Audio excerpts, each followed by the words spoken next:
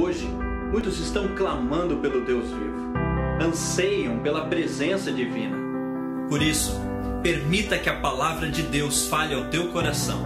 Deve ocorrer em todo o mundo uma reforma no estudo da Bíblia, pois ela é mais necessária agora do que nunca. As necessidades urgentes da nossa época exigem uma contínua educação na palavra de Deus. Esta é a verdade presente.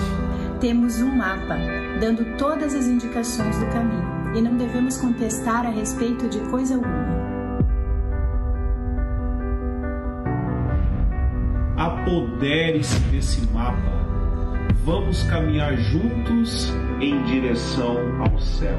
Cada dia estamos decidindo o nosso próprio destino eterno em harmonia com aquilo que alimenta a nossa alma. E do que você está alimentando a sua alma? Não só de pão viverá o homem, mas de toda a palavra que sai da boca de Deus. Alimente-se da palavra de Deus e você começará a produzir bons frutos.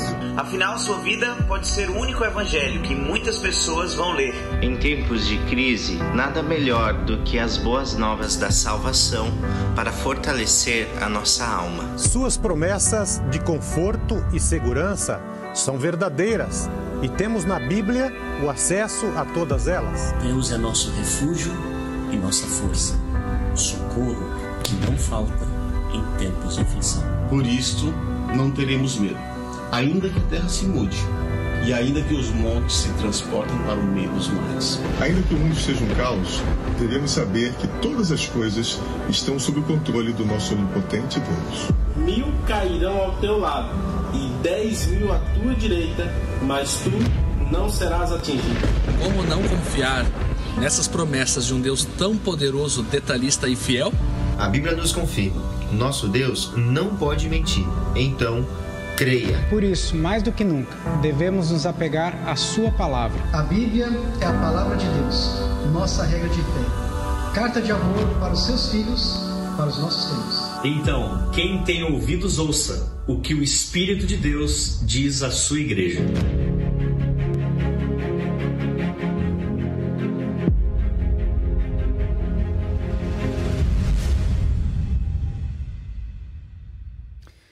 Você viu esse vídeo, ele faz parte de 3 vídeos que os pastores e departamentais da Associação Central Sul-Rio-Grandense prepararam para incentivar o estudo da Bíblia, a oração, o testemunho, e esse é um momento muito especial que nós queremos dar esse recado aí para vocês.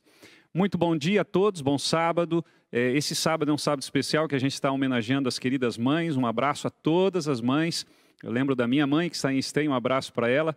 E também gostaria de dar aqui a minha palavra de gratidão. Você não está vendo aí, mas existem muitas pessoas que nos ajudam nessa transmissão aqui. Eu quero abraçar aqui com carinho os nossos amigos da técnica, aí, né? Os Rodrigos, o Tony, o Kelvin e todos os departamentais que estão aqui com a gente ajudando para que você possa assistir o culto aí na sua casa, aí onde você está e possa adorar a Deus também, né? Através desse momento que nós temos a palavra como centro e o nosso Deus como ser a ser adorado. Nós estamos encerrando a série Infectados e Agora. Nós vimos aí sobre o vírus, nós vimos então sobre o tratamento, nós vimos sobre a vacina e hoje eu vou falar sobre a cura. E eu gostaria que você pegasse a Bíblia, como de sempre, como de costume, que você ficasse com a Bíblia na mão, porque a palavra de Deus, quando é aberta, ela é diferente, ela tem um poder que Deus nos dá para podermos nos aproximar, não só dele, mas também de termos uma vida transformada. E o texto principal que eu quero convidar você para acompanhar comigo está no livro de Lucas. Evangelho de Lucas, no capítulo 9.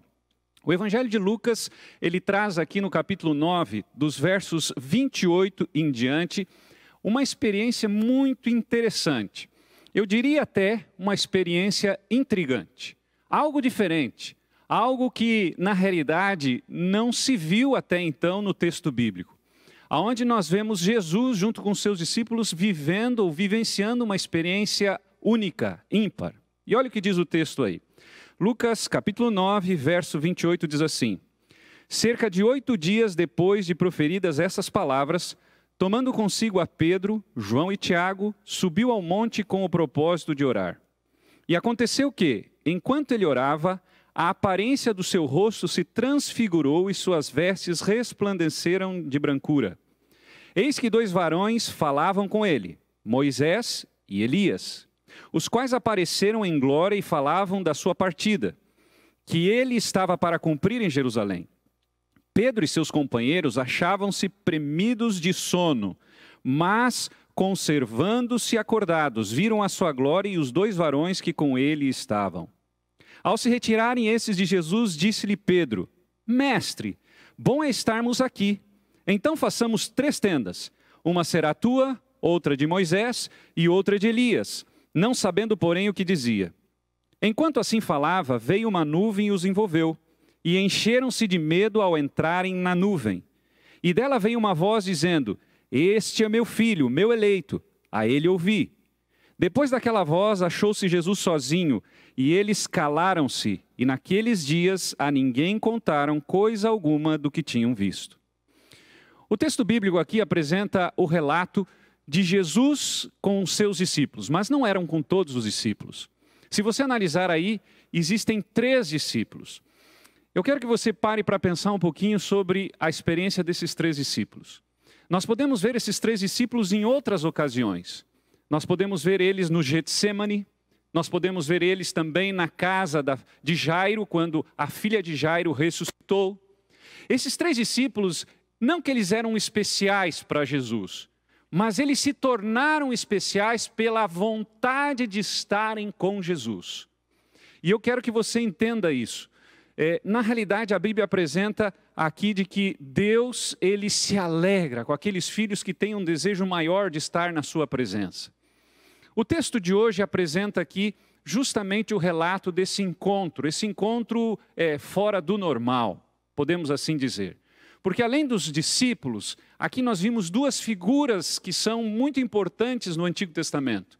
Você vê a figura de Moisés e você vê a figura de Elias. E aí você pode estar perguntando, mas pastor, o que isso tem a ver com a cura do pecado? Bem, vamos tentar entender algumas coisas.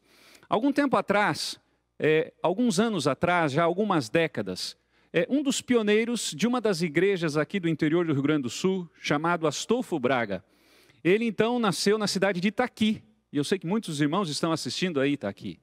E ele nasceu no lugarejo chamado Curuçu, que é um subdistrito de Itaqui. E ele então perdeu seu pai com 5 anos de idade, e quando tinha 10 anos, a sua mãe se mudou para a cidade de São Vicente do Sul. Também, eu creio que alguns estão assistindo aí de São Vicente. E lá em São Vicente, ele aprendeu o ofício de ferreiro.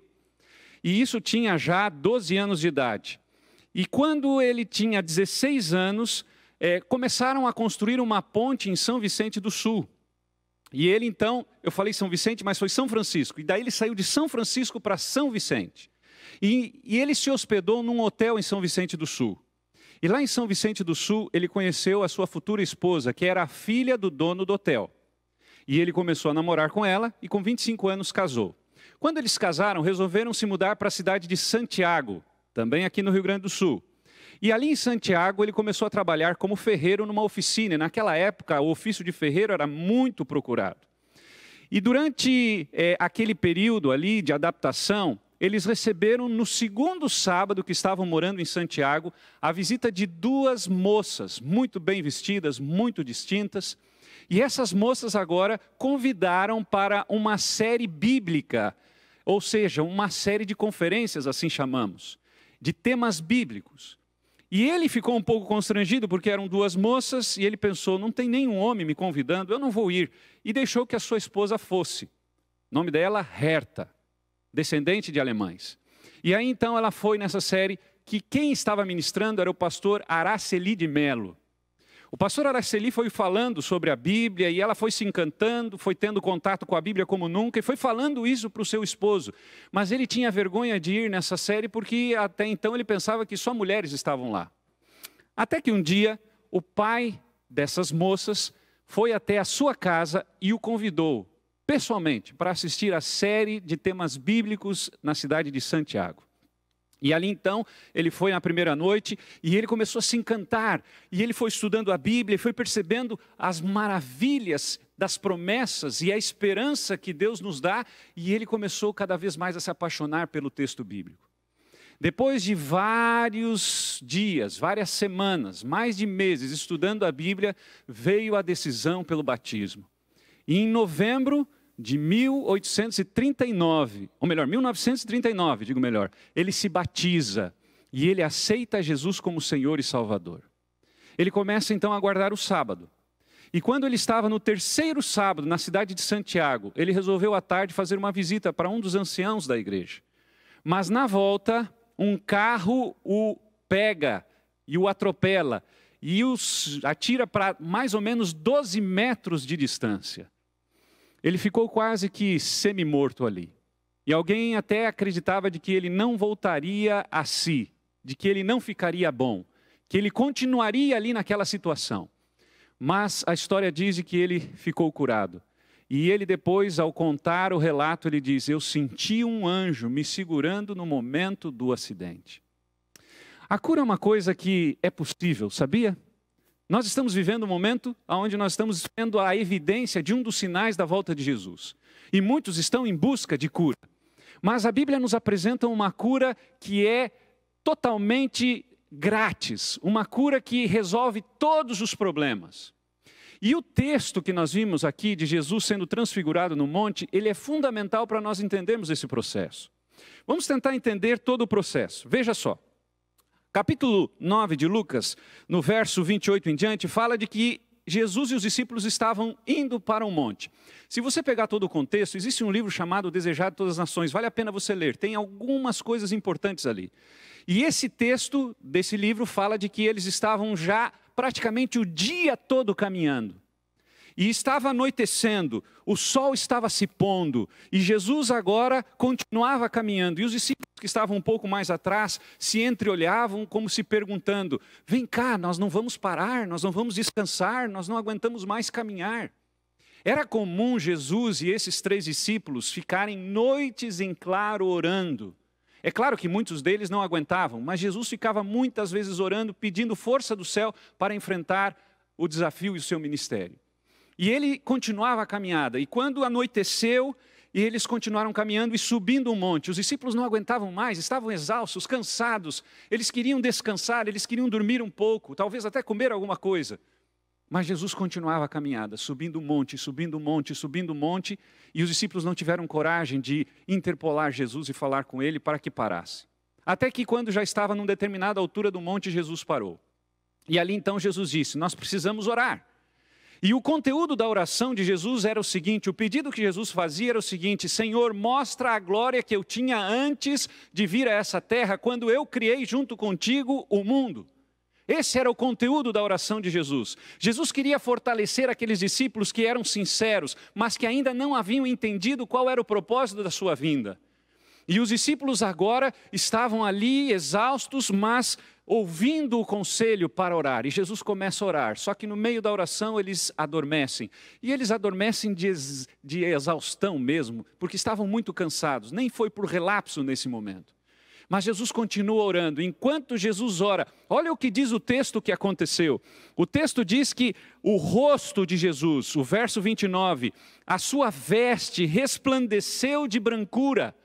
Ou seja, o corpo do homem, Jesus, agora passa a ver a glória, passa a retomar a glória da sua divindade. Em outras palavras, a divindade de Jesus aflora nesse momento. E Jesus agora começa a agir pela glória do Pai, conversando com 2 personagens importantes, Moisés e Elias. Como assim Moisés e Elias? Bem, vamos tentar entender todo o processo da transfiguração. O conteúdo da oração era: Senhor, mostra para eles a glória que eu tinha lá na criação. Mostra para eles de que realmente eu sou Deus, porque eles não tinham entendido isso. A glória do Messias aflora e ergue-se de prostrada posição o Cristo na sua divina majestade agora.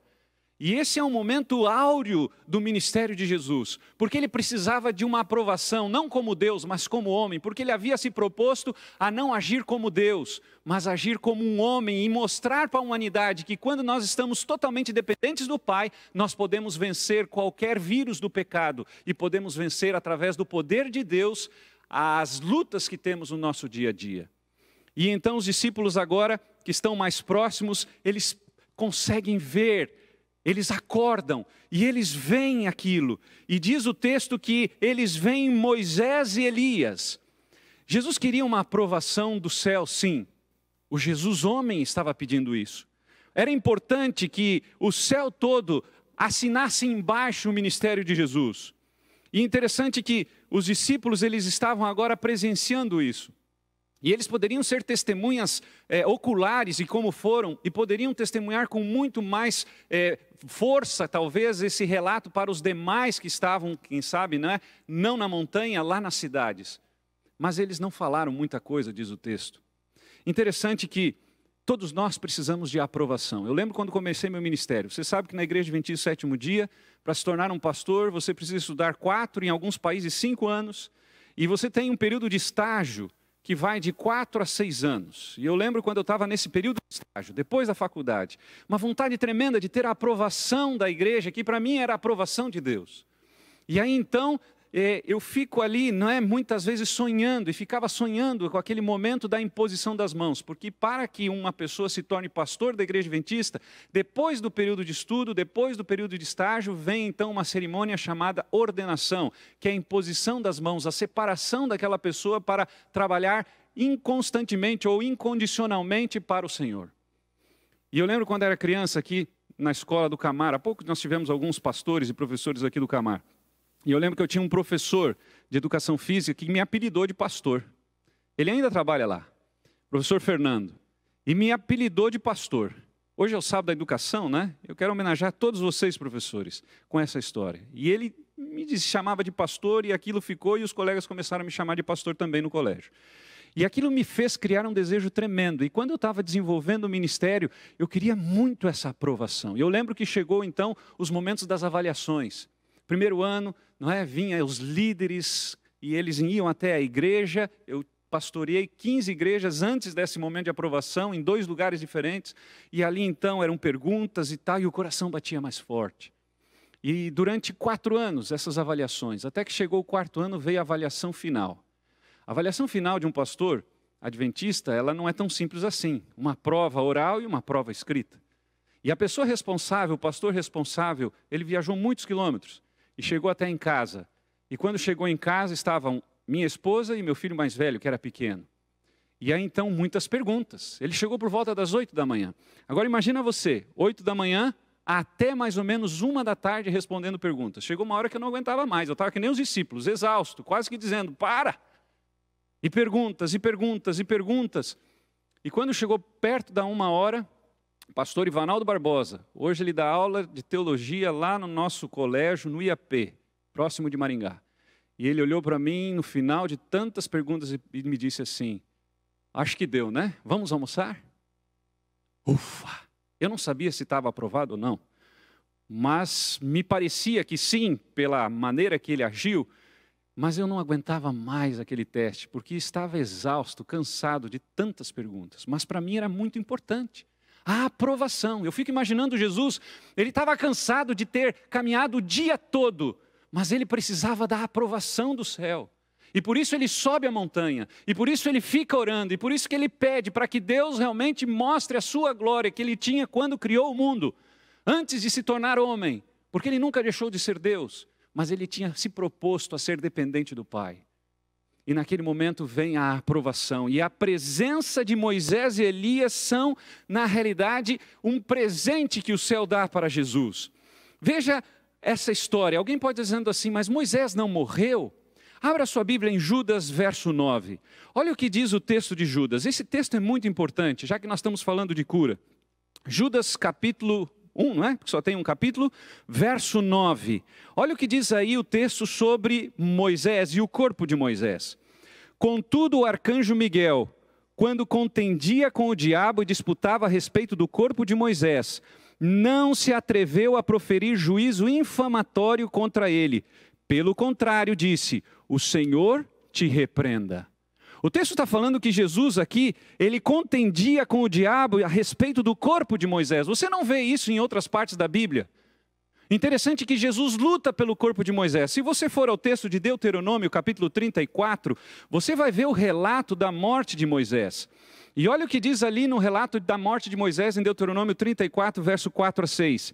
Disse-lhe o Senhor: esta é a terra que sob juramento prometi a Abraão, a Isaque e a Jacó, dizendo: a tua descendência darei. Eu te faço vê-la com os próprios olhos, porém não irás para lá. Isso aqui falando para Moisés. E o texto continua dizendo o seguinte: assim morreu ali Moisés, servo do Senhor, na terra de Moabe, segundo a palavra do Senhor. E este o sepultou num vale na terra de Moabe, defronte de Bet-peor. E ninguém sabe até hoje o lugar da sua sepultura. Por que ninguém sabe até hoje o lugar da sepultura? Judas 9 explica. Judas 9 diz que Jesus luta pelo corpo de Moisés, porque Jesus queria tornar Moisés um símbolo de um povo que iria passar pela mesma experiência. A experiência da ressurreição. Você está aí lutando com o vírus do pecado, sofrendo porque alguém já morreu, sofrendo porque de repente você não consegue se libertar. Se você entregar a vida completamente a Jesus, e mesmo que a morte venha, a Bíblia nos dá a garantia da ressurreição. Daqui a pouco nós vamos ler um texto mais claro ainda. Mas entenda, Moisés aparece para Jesus para dar segurança. É claro que Moisés era como um cheque predatado, não é? E isso acontece também com outro personagem que nós vemos no texto de Lucas capítulo 9, não é? Elias. Porque se Jesus tivesse falhado na sua missão, eles teriam que voltar do céu. Mas o texto fala que Moisés, ele é na realidade agora um símbolo de um grupo de pessoas que vai passar pela mesma experiência. A mesma experiência. Sobre mais ou menos 15 séculos atrás desse relato aqui, Moisés, em contemplação da terra prometida, como vimos em Deuteronômio 34, ele não pode entrar por causa de um pecado que ele havia cometido em Meribá. Mas Deus, o próprio Cristo, diz o livro Desejado, página 408, chama-o para a vida. Satanás, o tentador, reclama o corpo de Moisés, como vimos em Judas 9, por causa de seu pecado. Mas Cristo, o Salvador, o tirara da tumba. E por isso que não se sabe aonde está o corpo de Moisés, porque está no céu. Ou melhor, nós sabemos, o texto bíblico apresenta. Por que eu estou falando isso? Porque existe uma promessa na Bíblia.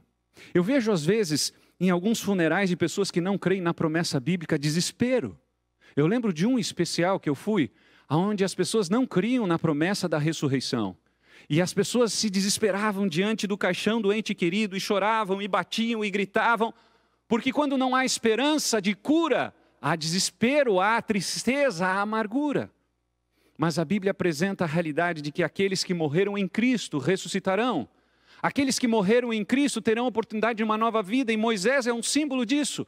O próprio Jesus é símbolo disso, porque ele passou pela ressurreição. Lázaro, aqueles que ressuscitaram por ocasião da ressurreição de Jesus, há um grupo que ressuscitou. Nós vemos então várias experiências que mostram a filha de Jairo. Jesus agora nos dá uma esperança, ainda que morra, viverá, é o que diz o texto de João. João 11 diz que Jesus é a vida, é a ressurreição. Você está disposto a experimentar se caso passar por essa experiência? Ninguém quer passar por essa experiência. Mas talvez vocês lembrem de alguém, de um ente familiar, um ente querido, que talvez passou por essa experiência. Deus está dizendo, se ele morreu, se arrependeu dos pecados, confessou seus pecados, morreu na promessa da volta de Jesus, da ressurreição, você vai poder vê-lo. É isso que diz a Bíblia. Quer ver o texto mais claro? Abra aí. 1 Coríntios capítulo 15. Esse texto, ele é mais uma confirmação de que Moisés não estava à toa ali. 1 Coríntios capítulo 15, versos 51 e 52. Olha o que diz o texto. Eis que vos digo um mistério. Nem todos dormiremos, mas transformados seremos todos. No momento, num abrir e fechar de olhos, ao ressoar da última trombeta, a trombeta soará e os mortos ressuscitarão incorruptíveis, e nós seremos transformados. Você sabe o que é incorruptível? Deixa eu te dizer, o feio vai ficar bonito. É isso mesmo. O feio vai ficar bonito. Ou seja, aquele que perdeu o cabelo vai ter cabelo de novo. Eu quero dizer para você, não é muita vantagem fazer cirurgia plástica, sendo que Deus vai fazer uma cirurgia plástica de graça. É isso mesmo. Sabe o que é? Você voltar, ressuscitar, incorruptível. Ou seja, o que é incorruptível? Sem corrupção, sem mancha, sem mácula, mas não no vigor do mundo em que vivemos. Hoje, talvez o vigor de uma pessoa seja 18 anos, 19 anos, 20 anos, talvez, sei lá. Mas agora imagina você, alguém ressuscitar nesse vigor, sem pecado, sem nenhuma mancha de doença, sem nenhuma mancha, não é, do erro. É isso que Deus está prometendo para você, querido. Se você morrer em Cristo, eu estou falando para alguém que está, quem sabe, vivendo quase à beira da morte, está num hospital assistindo esse sermão, está aí, quem sabe, diante de um momento tão triste de um familiar. Mesmo que você passe por isso, a Bíblia diz que aqueles que morreram em Cristo ressuscitarão. E você precisa acreditar nisso. Você precisa acreditar nessa promessa. E Moisés é essa segurança. E ele vem aqui para Jesus num outro contexto. Sabe por quê? Moisés tinha enfrentado um povo terrível, um povo rebelde, e ele vem para dar esse conforto a Jesus. Jesus estava enfrentando um povo rebelde também, o povo de Israel. E interessante que Moisés, ele vem para dar esse conforto para Jesus. Vá avante. Moisés intercede por esse povo. Chega um ponto que ele coloca até a própria salvação, quando ele diz para arriscar o nome dele no livro da vida do Cordeiro. E Jesus, ele vem agora receber esse conforto de Moisés. Aquele que tinha passado por uma experiência de intercessão por um povo, agora veio confortar o Cristo que estava intercedendo por toda a humanidade. É esse o Moisés que vem agora transfigurar ao próprio Cristo pelo poder do altos céus, pelo poder de Deus. Lucas capítulo 9 apresenta então, isso traz segurança para Jesus. Mas tem um outro personagem aí. O outro personagem chama-se Elias. Veja, Elias vem agora para confirmar uma outra verdade.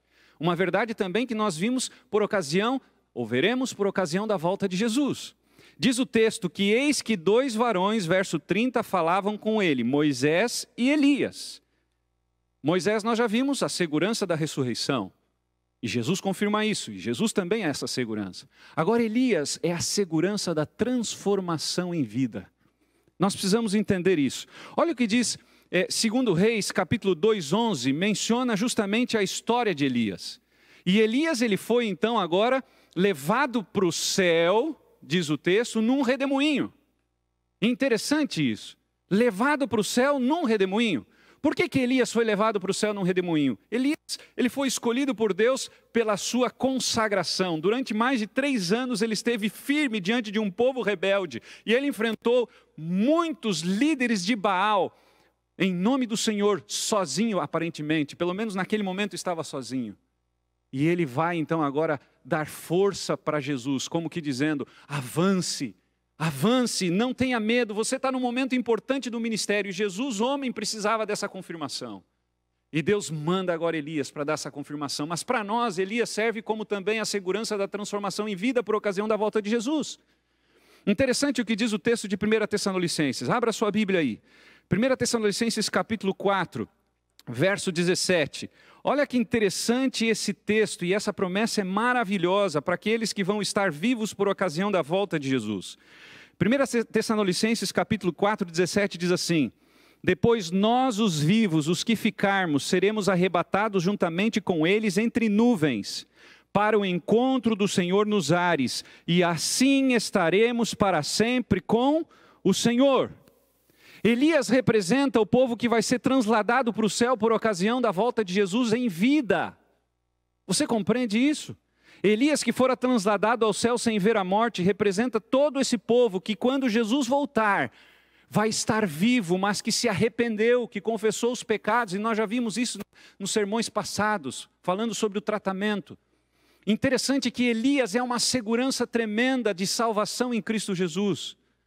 Elias nos dá a segurança de que mesmo que eu não passe pela morte, mas se eu me arrepender dos meus pecados, eu vou poder também passar pela transformação incorruptível.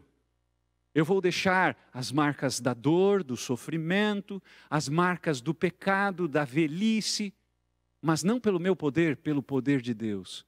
Mas Elias aqui vem com o propósito de dar força para Jesus. Olha, você enfrentou um povo terrível, você enfrentou um povo difícil, continue firme. Porque eu também enfrentei, e Deus esteve comigo. Elias também é um cheque predatado. E se Jesus tivesse falhado na cruz, com certeza, eles teriam que retornar. Imagina que situação. Ainda bem que Jesus venceu. Em nome do nosso Deus e para a glória do nosso Deus, Jesus venceu. Interessante, vai aparecer na tela aí um quadro. E eu quero que você analise esse quadro aí que vai para a tela. É mais ou menos um resuminho daquilo que na realidade acontece. Na realidade não era bem esse quadro, mas tudo bem. Pode deixar. Eu gostaria que você parasse para pensar um pouquinho naquilo que vai acontecer por ocasião da volta de Jesus. Por ocasião da volta de Jesus, nós teremos algumas coisas importantes, baseado também nesse texto da transfiguração.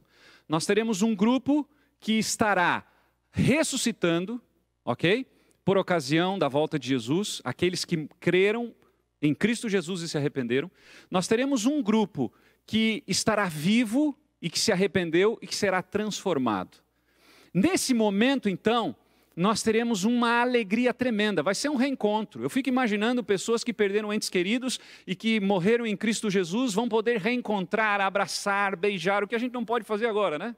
Vão poder agora abraçar, vão poder chorar juntos, mas terá um grupo que não vai ressuscitar. Quando você vai a Apocalipse capítulo 20, você vê ali que um grupo vai aguardar uma segunda ressurreição, que vai acontecer após o milênio.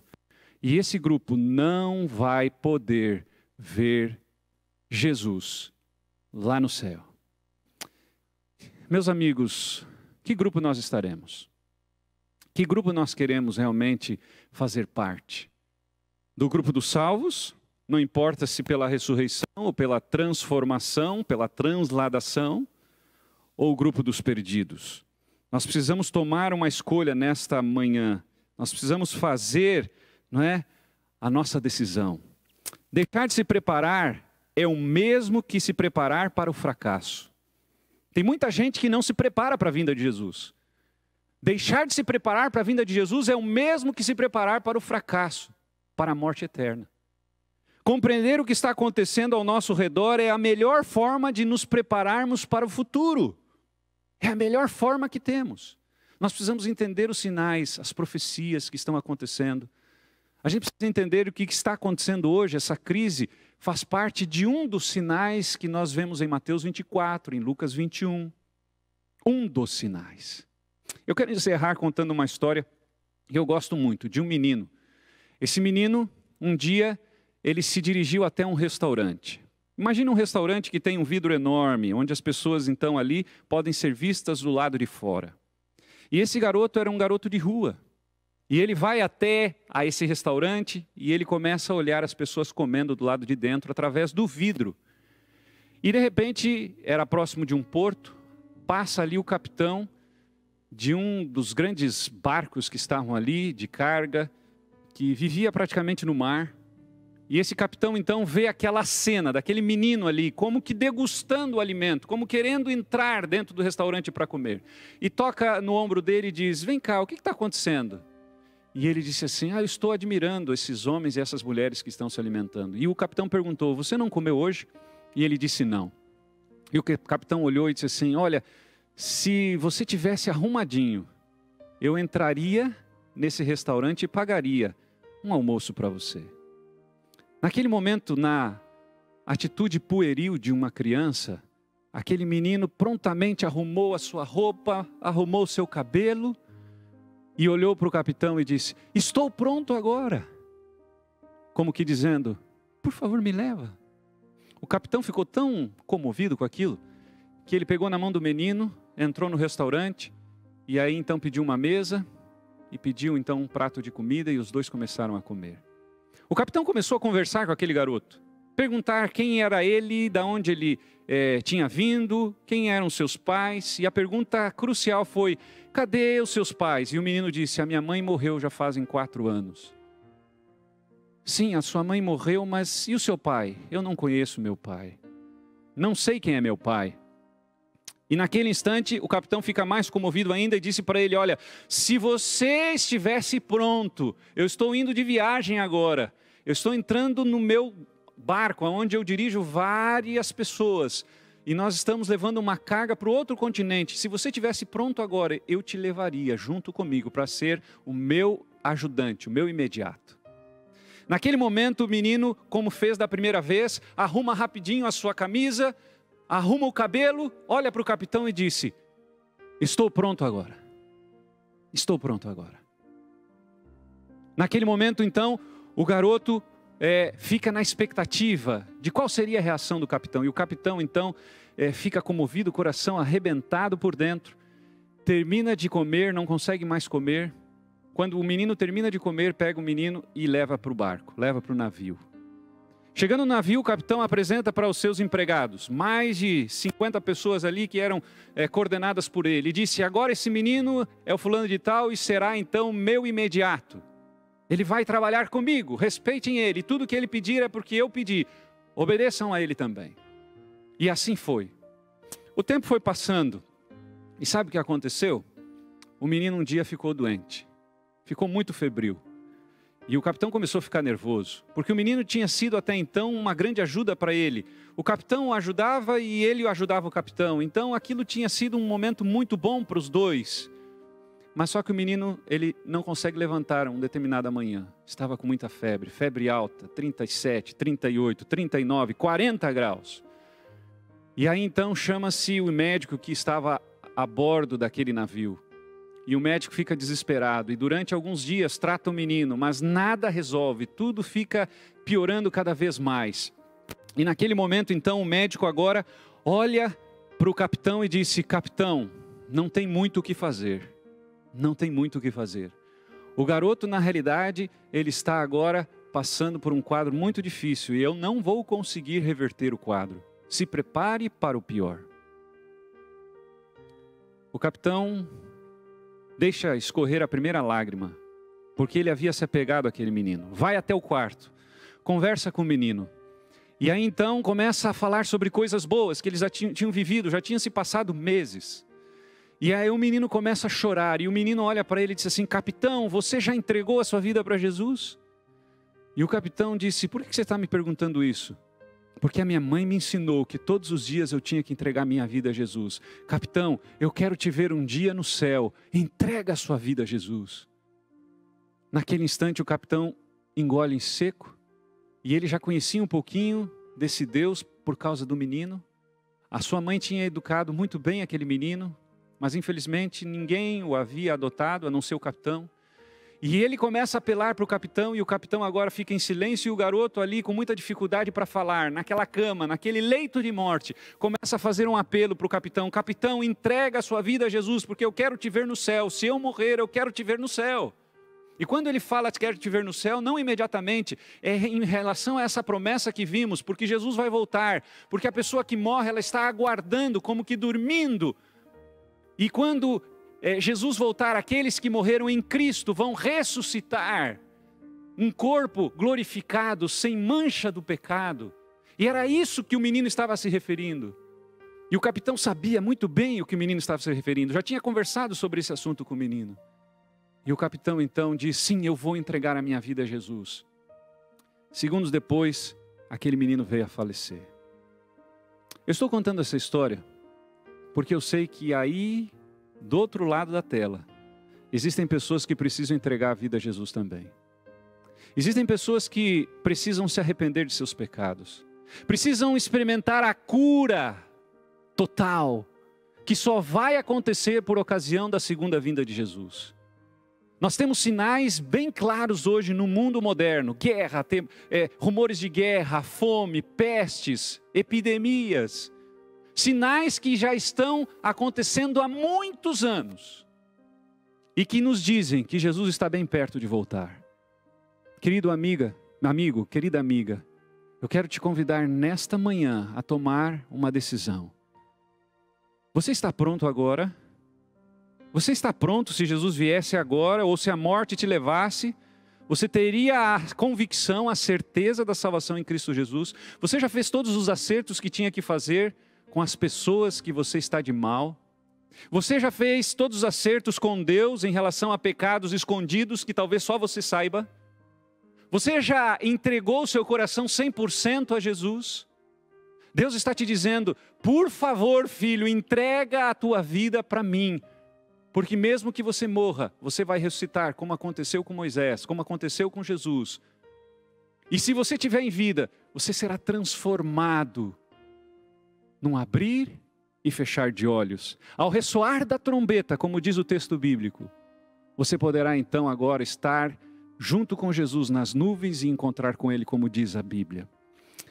O trio Level vai cantar agora.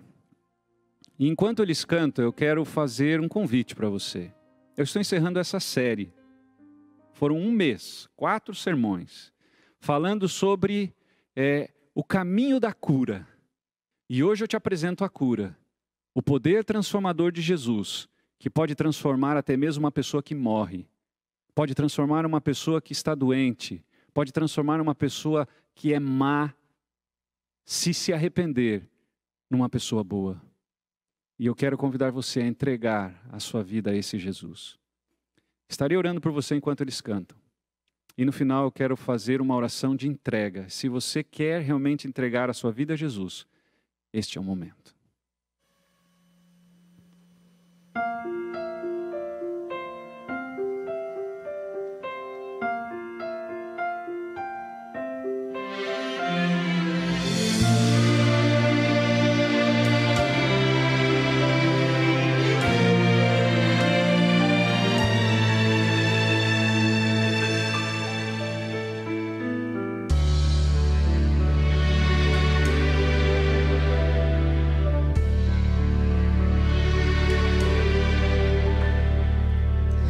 Eu tenho um sonho,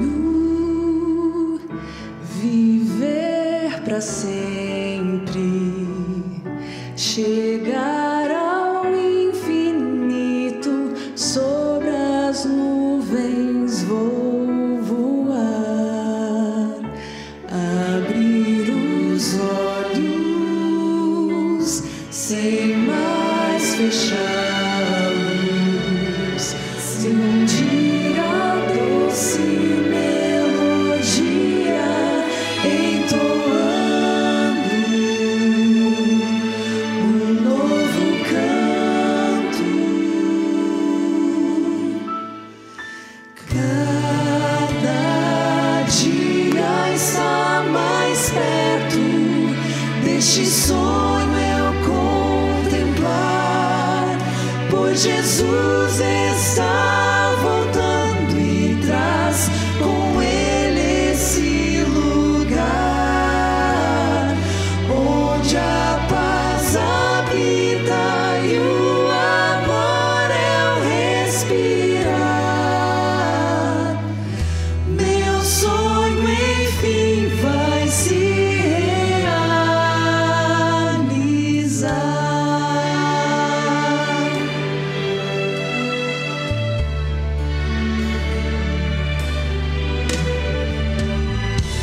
Eu tenho um sonho, falar com Cristo, ver a real beleza, mais do que eu imaginei, provar do fruto, sem mais pecado, sentir o amor do reencontro dos queridos junto com Cristo. Cada dia está mais perto deste sonho eu contemplar, pois Jesus está voltando e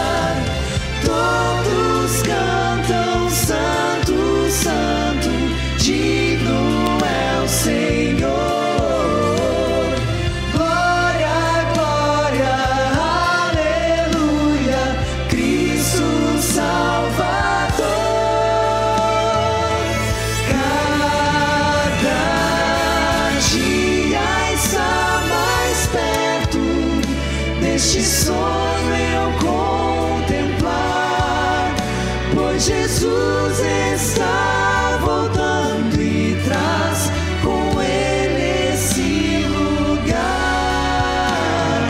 onde a paz habita e o amor é o respirar. Meu sonho enfim vai se realizar.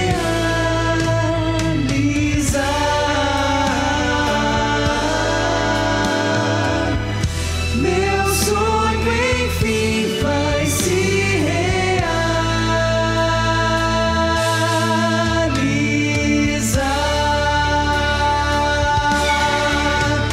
Amém, amém, amém,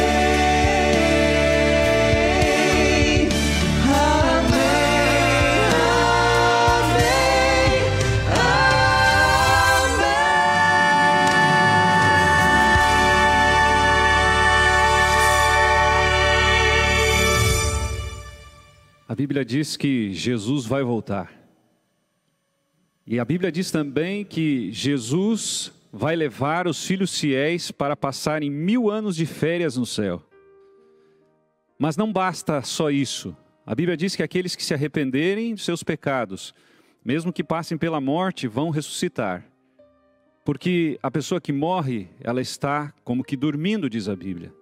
Ela não está indo para nenhum outro estágio, ela está aqui aguardando. Basta você entender o que diz o próprio Salomão, que a pessoa que morre, o pó volta à terra que o era, e o espírito, o fôlego de vida volta a Deus. É o que diz Eclesiastes.